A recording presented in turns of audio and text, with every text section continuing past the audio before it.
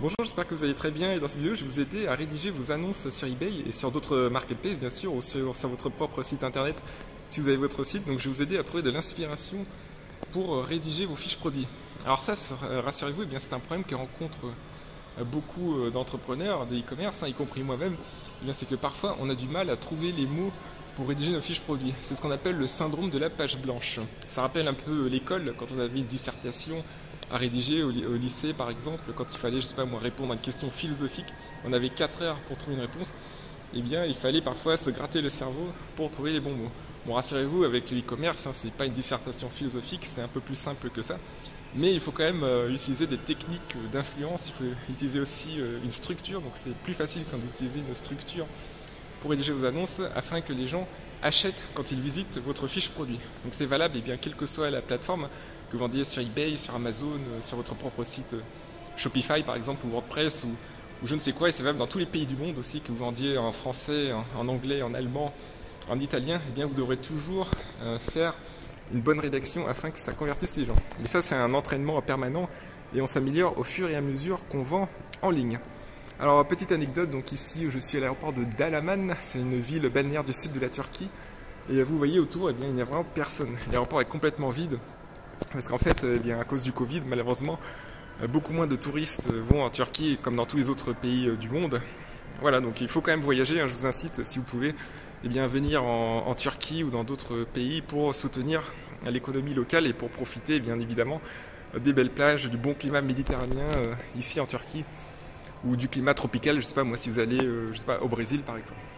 Alors, donc prenez des notes, hein, car cette petite vidéo va vous aider si vous avez du mal à trouver les bons mots, ou même si déjà vous trouvez les mots mais que vous voulez eh bien, vous améliorer. Donc première chose à faire, ce que je vous invite à faire avant de rédiger quoi que ce soit, eh bien c'est tout simplement d'aller sur plein de sites internet et de regarder ce que font les autres pour votre article. C'est tout bête, hein, en lisant plein de descriptions pour un même produit, eh bien votre inconscient en fait va s'approprier les mots pour votre produit. Donc je sais pas moi, par exemple vous vendez une valise de voyage ultra légère, donc ça m'est arrivé récemment d'acheter une valise de voyage avec un tissu spécial de façon à ce que ça pèse moins de 1 kg. Et bien si vous vendez ça, et bien allez sur d'autres sites, allez sur je sais pas moi, sur Amazon, sur eBay, regardez les concurrents, allez sur des sites spécialisés, allez sur les sites de la Fnac, je sais pas où ça se vend exactement ces valises. Moi j'ai commandé en ligne sur vente privée je crois. Donc voilà, donc vous allez regarder comment ils décrivent ça. Ensuite vous allez vous approprier eh bien, les mots, et comme ça eh bien, vous aurez moins de mal à rédiger. Alors deuxième chose, eh bien, allez sur AliExpress, donc pour le même article. Donc en général sur AliExpress ils font pas trop dans la poésie, hein, c'est pas trop leur tasse de thé. Eux c'est des gens vraiment très pratiques, assez carrés, donc ils vont juste mettre les caractéristiques. Bah déjà, copier-coller les caractéristiques, car de toute façon il n'y a pas de copyright dessus. Si votre valise fait 55 cm de haut et 30 cm de profondeur et 42 cm de largeur, eh bien ce sera partout pareil sur tous les sites, car vous n'avez pas, enfin si ça fait 42 cm, ça fait 42 cm, donc ça vous pouvez le mettre, il n'y a pas de poésie à faire dessus. Donc déjà copiez les caractéristiques, traduisez-la en français bien sûr depuis AliExpress et mettez-les sur votre site. Donc déjà ça va remplir 30% de votre fiche. Alors troisième chose, eh bien le reste, qu'est-ce que ça sera? Eh bien ce sera les bénéfices. En fait, ce qui vend aux gens, c'est surtout les bénéfices, car les bénéfices, eh bien c'est associé aux émotions de la personne. Nous, ce qu'on achète dans une valise, c'est pas la valise elle-même. Ce qu'on achète, eh bien c'est par exemple la facilité à transporter nos biens pendant qu'on voyage. C'est la solidité, parce qu'on veut quelque chose qui dure. On n'a pas envie de se gratter la tête tous les 6 mois pour acheter une valise, car l'autre, la précédente, s'est déchiré, donc on veut de la sérénité entre chaque voyage.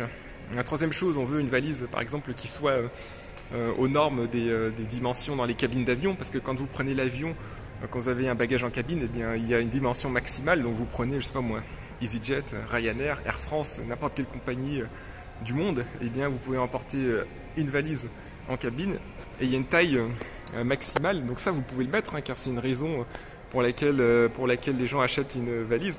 Donc mettez-le dans les bénéfices, soyez serein quand vous prenez l'avion, ça sera toujours conforme aux dimensions. Donc vous voyez, vous jouez sur tous ces avantages, et là croyez-moi, eh bien tout de suite ça va faire tilt dans la tête de votre client, et il y aura plus de chances que vous vendiez. Et croyez-moi, beaucoup de concurrents ne font pas cet effort-là. Vraiment beaucoup, hein. Les gens se contentent de copier-coller des caractéristiques et en traduisant en français, donc caractéristiques, c'est dimension taille. C'est important, certes. Il faut mettre les caractéristiques. Il faut que en fait, la personne puisse se représenter l'objet tel qu'il est, mais c'est avec les bénéfices que vous allez vendre.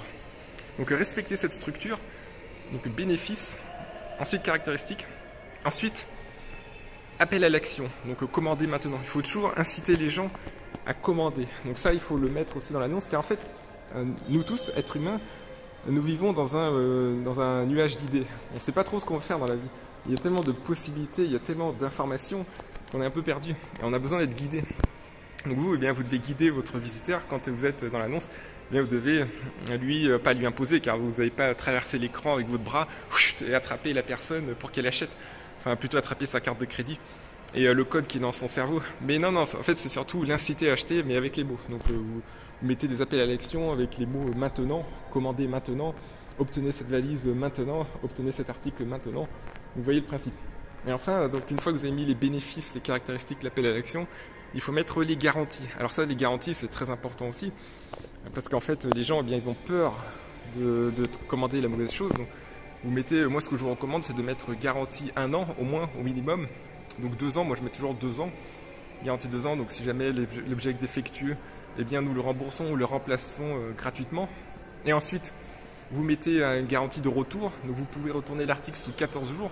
Donc en France, la durée légale, c'est 14 jours, mais moi, je vous conseille de l'étendre à 30 jours. Donc en pratique, si votre article est bon, eh bien, personne ne va le retourner, ou alors très peu. Peut-être un peu plus si vous vendez des vêtements, parce qu'en fait, dans les vêtements, il y a des problèmes de taille parfois. Et il y a des acheteurs compulsifs aussi qui veulent acheter les vêtements et essayer à tout prix.